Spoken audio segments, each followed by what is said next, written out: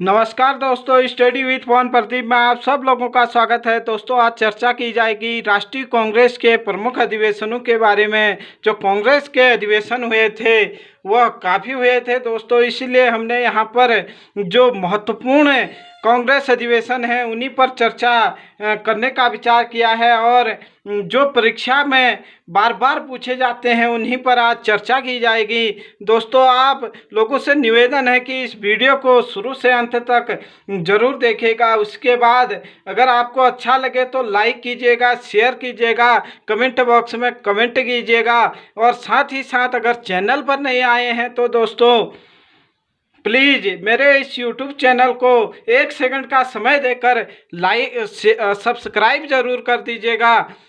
दोस्तों, चर्चा करते हैं भारत में राष्ट्रीय कांग्रेस के प्रमुख अधिवेशन।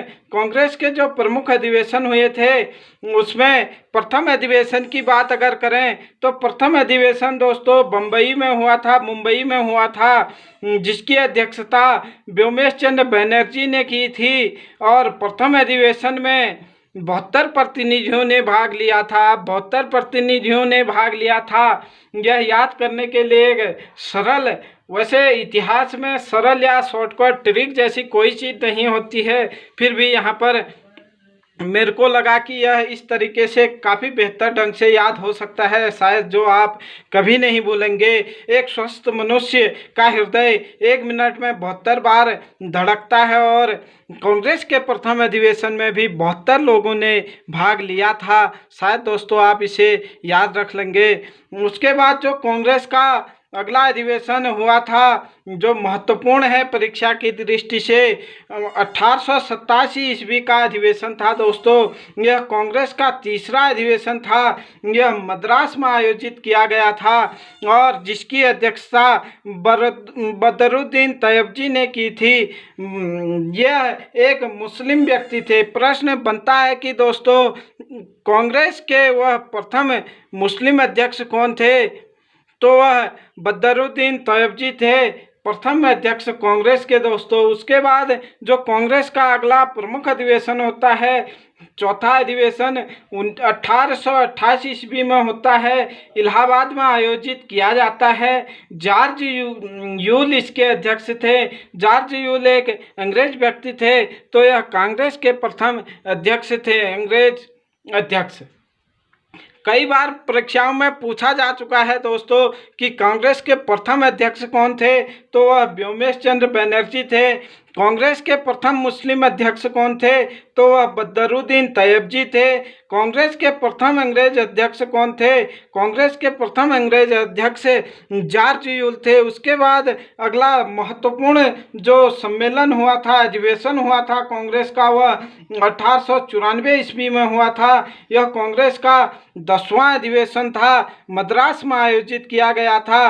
अल्फ्रेड वेब ने इसकी अध्यक्षता की और कांग्रेस के संविधान का निर्माण यहाँ पर किया गया था। प्रश्न बनता है कि वह अंग्रेज व्यक्ति जिसने कांग्रेस के संविधान निर्माण के समय कांग्रेस की अध्यक्षता की थी, तो वह अल्फ्रेड वेब थे दोस्तों। उसके साथ साथ दोस्तों एक अन्य अंग्रेज व्यक्ति थे, सर विलियम बेडरबैन। इन्होंने भी कांग्रेस की अध्यक्षता 2 बार की थी, 1889 मुंबई अधिवेशन एवं 1910 का इलाहाबाद अधिवेशन में इन्होंने कांग्रेस की अध्यक्षता की थी। इसलिए प्रश्न बनता है कि वह अंग्रेज व्यक्ति जिसने कांग्रेस के 2 अधिवेशनों की अध्यक्षता की थी, तो वह सर विलियम बेडरबर्न थे दोस्तों, जिन्होंने कांग्रेस के 2 अधिवेशनों की अध्यक्षता की थी।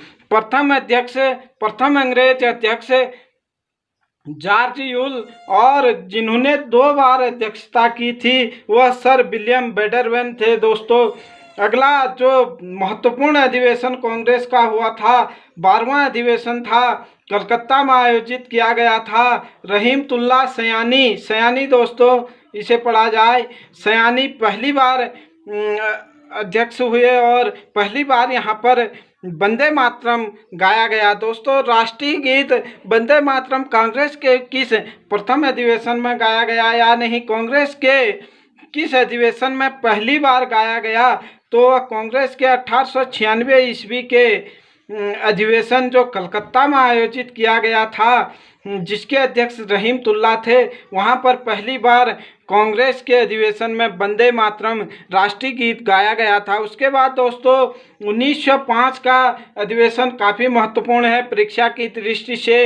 यह 21वां अधिवेशन था। यह बनारस में आयोजित किया गया था। इसके अध्यक्ष गोपाल कृष्ण गोखले थे और इन्होंने यहाँ पर स्वदेशी की मांग की। दोस्तों यहाँ पर लाला लाजपत राय को भी बोलने का मौका दिया जाता है, जिन्होंने स्वदेशी एवं सत्याग्रह अपनाने का सुझाव इस अधिवेशन में दिया था। इसके बाद 1906 ईस्वी 22वां अधिवेशन कांग्रेस का था, कलकत्ता में आयोजित किया गया था और इसकी अध्यक्षता दादा भाई नौरोजी ने की।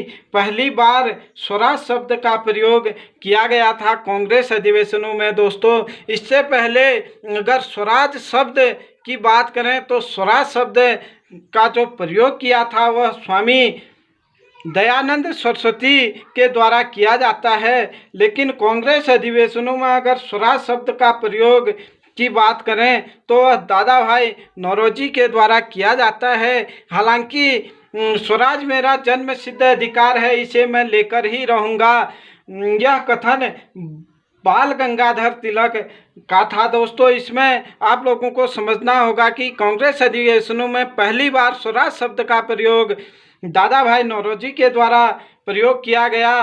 राष्ट्रीय आंदोलनों में पहली बार स्वराज शब्द का प्रयोग स्वामी दयानंद सरस्वती जी के द्वारा प्रयोग किया गया और स्वराज मेरा जन्म सिद्ध अधिकार है, इसे मैं लेकर ही रहूँगा, यह पंक्ति जो कही गई यह बाल गंगाधर तिलक जी के द्वारा कहा गया था। और आगे दोस्तों बात करें 1906 ईस्वी में ही मुस्लिम लीग की स्थापना हुई थी। 1907 23वां अधिवेशन कांग्रेस का सूरत में आयोजित किया गया, जिसके अध्यक्ष डॉक्टर रास बिहारी घोष को नियुक्त किया गया और कांग्रेस का यहाँ पर विभाजन हो गया। दोस्तों जैसे कि हम बता चुके हैं कि ऊपर 1905 के अधिवेशन में लाला लाजपत राय जी को बोलने का मौका दिया जाता है, जिससे काफ़ी लोग प्रभावित होते हैं। बाल गंगाधर तिलक, बिपिन चंद्र पाल और आदि लोग उनसे काफ़ी प्रभावित हुए। उनको लगा कि 1906 ईस्वी में जब कांग्रेस का अधिवेशन होगा तो हम लाला लाजपत राय जी को कांग्रेस का अध्यक्ष नियुक्त करेंगे, लेकिन कांग्रेस के अधिकतर सदस्यों को यह अच्छा नहीं लगा और उन्होंने सबसे उम्र दराज व्यक्ति दादा भाई नौरोजी को 1906 कलकत्ता अधिवेशन की अध्यक्षता सौंप दी। दादा भाई नौरोजी सबसे उम्र दराज व्यक्ति थे, सबसे अधिक उम्र के व्यक्ति थे, इसीलिए जो बाल गंगाधर तिलक, बिपिन चंद्र पाल, लाला लाजपत राय आदि ये लोग थे यह भी उस बात को मान गए। लेकिन जब 1907 ईस्वी में सूरत में अधिवेशन होता है कांग्रेस का, रास बिहारी घोष को उसकी अध्यक्षता दी जाती है। जो एक कांग्रेस के गर्मपंथी नेता थे बाल गंगाधर तिलक, लाला लाजपत राय और बिपिन चंद्र पाल, तो इनको लगा कि हमारी बातों की अनदेखी की जा रही है, हमारी बातों को यहाँ पर सुना नहीं जा रहा है, इसीलिए इन्होंने कांग्रेस से अलग हो गए और गरम दल की स्थापना की। कांग्रेस में ही गरम दल के नाम से इसे जाना जाता है। कांग्रेस का प्रथम बार विभाजन 1907 में हुआ, काफ़ी बार परीक्षाओं में पूछा जा चुका है। अध्यक्ष इसके रास बिहारी घोष थे। दोस्तों उसके बाद 1911 का वर्ष काफ़ी महत्वपूर्ण है। कांग्रेस का 27वां अधिवेशन था, कलकत्ता में आयोजित किया जा रहा था। पंडित विश्व नारायण धर इसके अध्यक्ष थे और पहली बार यहाँ पर जनगण मन या नहीं राष्ट्रगान गाया गया। प्रश्न पूछा जाता है कि किस अधिवेशन में या किस वर्ष में पहली बार राष्ट्रगान गाया गया या जनगण मन गाया गया, तो वह 1911 27वां अधिवेशन कलकत्ता वह जगह थी जहाँ पर यह अधिवेशन हो रहा था और उसके अध्यक्ष पंडित विश्व नारायण धर थे। दोस्तों यह निश्चित तौर पर काफ़ी महत्वपूर्ण प्रश्न हैं, सभी आप लोग इन्हें निश्चित तौर पर याद रखेंगे दोस्तों, क्योंकि परीक्षा में इन्हीं में से प्रश्न बनता है दोस्तों। आपको यह प्रश्न निश्चित तौर पर याद रखने ही होंगे। आगे बात करें दोस्तों कि अगला जो प्रमुख सम्मेलन था उसके बारे में, कांग्रेस का 32वां सम्मेलन अधिवेशन 1916 में आयोजित किया गया। यह लखनऊ में आयोजित किया गया था। इसके अध्यक्ष अंबिका चरण मजूमदार थे, जिनके समय में मुस्लिम लीग के साथ समझौता हुआ।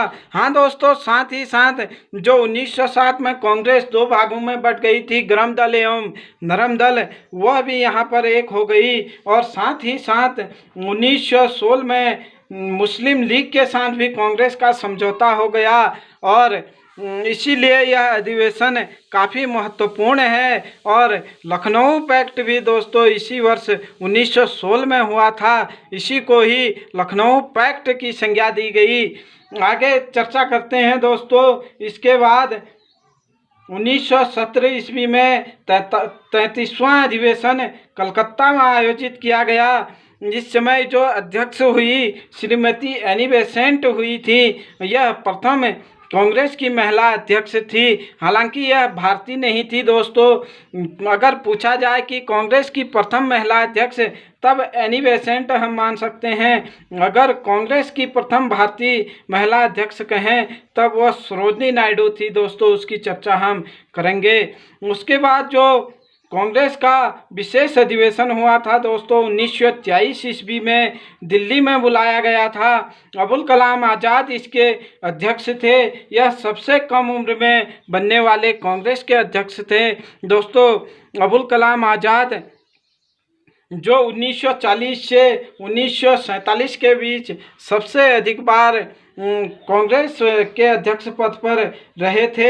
यह भी प्रश्न कई बार परीक्षा में पूछा जा चुका है कि 1940 से 1947 के बीच में सबसे अधिक बार कौन कांग्रेस अध्यक्ष पद पर रहा, तो वह अबुल कलाम आज़ाद थे, जो कांग्रेस के 1940 से 1947 के अधिवेशनों में सबसे अधिक बार अध्यक्ष पद रहे।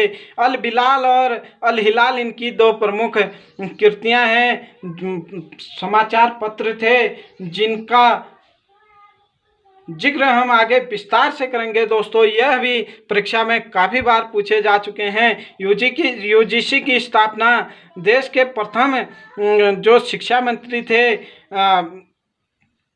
अबुल कलाम आज़ाद, इन्हीं के समय में यूजीसी की स्थापना भी हुई थी। उसके बाद 1924 का वर्ष 40वां अधिवेशन कांग्रेस का बेलगांव में आयोजित किया जाता है। महात्मा गांधी जी को यहाँ पर अध्यक्ष नियुक्त किया जाता है और प्रथम बार यह कांग्रेस के अध्यक्ष बने दोस्तों। प्रथम बार या अंतिम बार भी कह सकते हैं, क्योंकि गांधी जी कांग्रेस के अध्यक्ष केवल एक ही बार रहे। 1924 के 40वां अधिवेशन जो बेलगांव में आयोजित किया गया था, उसमें कांग्रेस के अध्यक्ष महात्मा गांधी रहे थे। प्रश्न पूछा जाता है कि गांधी जी कहाँ पर अध्यक्ष रहे, तो बेलगांव में रहे। कब रहे? 1924 ईस्वी में रहे दोस्तों।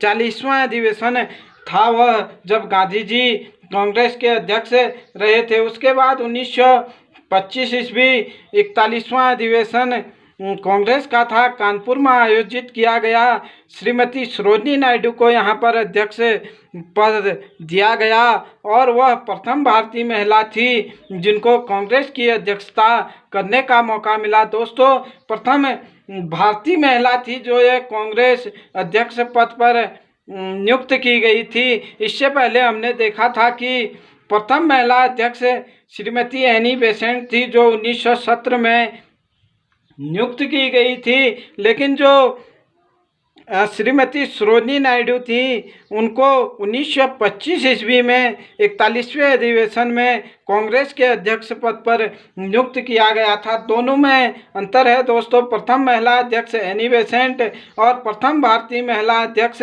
श्रीमती सरोजनी नायडू। उसके बाद 1927 में कांग्रेस का 43वां अधिवेशन होता है, मद्रास में आयोजित किया जाता है। Doctor M.A. अंसारी को यहाँ पर अध्यक्ष नियुक्त किया जाता है। ए अंसारी के द्वारा यहाँ पर पूर्ण स्वतंत्रता की मांग की जाती है।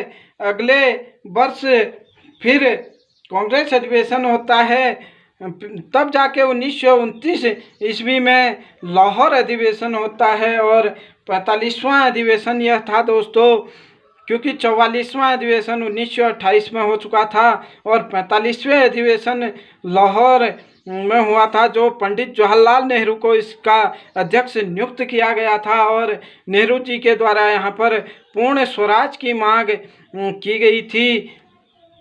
1937 का अधिवेशन दोस्तों जो काफ़ी महत्वपूर्ण है, 51वां अधिवेशन था, फैजपुर में यह अधिवेशन हुआ था और इसकी अध्यक्षता पंडित जवाहरलाल नेहरू ने ही की थी और यह गांव में आयोजित होने वाली प्रथम अधिवेशन था। कांग्रेस का प्रथम गांव में अधिवेशन कौन सा था, तो वह फैजपुर में 1937 ईस्वी में जो अधिवेशन हुआ था 1937 ईस्वी में, वह कांग्रेस द्वारा गांव में की जाने वाली प्रथम सम्मेलन था या अधिवेशन था। उसके बाद आगे चर्चा करें हम 53वां अधिवेशन दोस्तों 1939 ईस्वी में हुआ था। त्रिपुरी अधिवेशन के नाम से इसे जाना जाता है। सुभाष चंद्र बोस यहाँ पर कांग्रेस के अध्यक्ष नियुक्त कर लिए गए, जिन्होंने फॉरवर्ड ब्लॉक की स्थापना कर अंग्रेज़ों के खिलाफ भारतीय स्वतंत्रता की जो मांग थी उसे काफ़ी तेज करने का प्रयास किया। लेकिन दोस्तों यहाँ पर त्रिपुरी अधिवेशन में जब अध्यक्ष पद का चुनाव होता है तो सुभाष चंद्र बोस के सामने महात्मा गांधी के जो मित्र होते हैं पट्टाभी सीतारमैया, उनकी हार हो जाती है और सुभाष चंद्र बोस जी जीत जाते हैं। जब पट्टाभी सीतारमैया जी की हार होती है तो महात्मा गांधी कहते हैं कि यह पट्टाभी सीतारमैया की हार नहीं है, यह महात्मा गांधी की हार है। इससे दुखी होकर सुभाष चंद्र बोस ने कांग्रेस पद से इस्तीफा दे दिया। इसीलिए प्रश्न बनता है कि सुभाष चंद्र बोस ने किस वर्ष या कहाँ अपना अध्यक्ष पद से इस्तीफा दिया था या किस अधिवेशन के बाद उन्होंने अध्यक्ष पद से इस्तीफा दिया था, तो त्रिपुरी अधिवेशन 1939 में सुभाष चंद्र बोस ने कांग्रेस अध्यक्ष पद से इस्तीफा दिया था दोस्तों। इसके बाद 1946 का 55वां अधिवेशन मेरठ में आयोजित किया जाता है। आचार्य JV कृपलानी इसके अध्यक्ष थे। यह इसलिए महत्वपूर्ण है क्योंकि आज़ादी के समय 1947 में भी यह अध्यक्ष थे, जबकि जो 1947 में विशेष अधिवेशन बुलाया गया वह उसके अध्यक्ष डॉक्टर राजेंद्र प्रसाद थे दोस्तों। अगर पूछा जाए कि भारत के स्वतंत्रता के समय कांग्रेस के अध्यक्ष पद पर कौन आसीन थे, तो वह आचार्य JV कृपलानी थे। अगर प्रश्न पूछा जाए कि 1947 दिल्ली अधिवेशन के अध्यक्ष कौन थे, तो वह डॉक्टर राजेंद्र प्रसाद थे दोस्तों। जो मेरे को लगा कि यह परीक्षा की दृष्टि से काफ़ी महत्वपूर्ण है, वह आपके सामने रखने का एक छोटा सा प्रयास किया जा रहा है दोस्तों। अगर आपको यह वीडियो अच्छा लगे तो प्लीज़ लाइक करना। चैनल पर नहीं आए हैं तो दोस्तों एक बार फिर से 1 सेकंड का समय देकर दोस्तों इस चैनल को सब्सक्राइब कर लेना और नोटिफिकेशन बेल को ऑल में रख लेना। साथ ही साथ दोस्तों अपने अधिक से अधिक मित्रों के साथ इसे शेयर करना। जय हिंद, जय भारत।